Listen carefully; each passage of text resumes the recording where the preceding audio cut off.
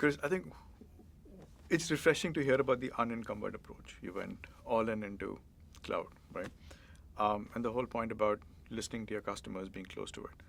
Throwing in an additional question around industrials, right? Like in cloud and in compute, there are some large customers you can sort of work with. But as you think about going towards industrials, which is a more fragmented space, is that a place where you've decided to sort of, how are you working with customers and industrials?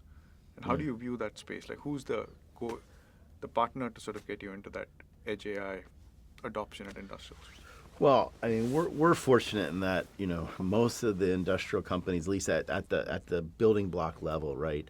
That's been a foundation for ARM for a long time, and so companies like ST Microelectronics, TI, Infineon, and then you got newer players, that are evolving and kind of coming from, say, wireless backgrounds and power backgrounds and all these kinds of things. So, we've got this amazing breadth of partners.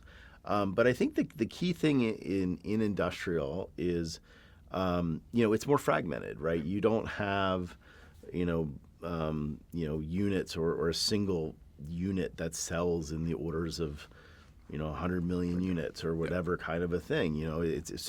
It's really about trying to build building blocks that can be highly leveraged and customized and optimized for the different use cases. And so I think it is a market where there's probably, you wouldn't want to necessarily listen to a single customer, but you have to be a little bit more passionate about what you think the key building blocks are for the future, and allow people to kind of build on top of that, because it is a market that looks for stability. It looks for kind of capabilities that it can extend over time and those kinds of things. It's not a consumer market or anything like that. So I think it's about bringing in innovation, but understanding that innovation will be not as rapid as a consumer market. But what we still do is we do a lot of the fundamental plumbing to try to make it easy, right? I think about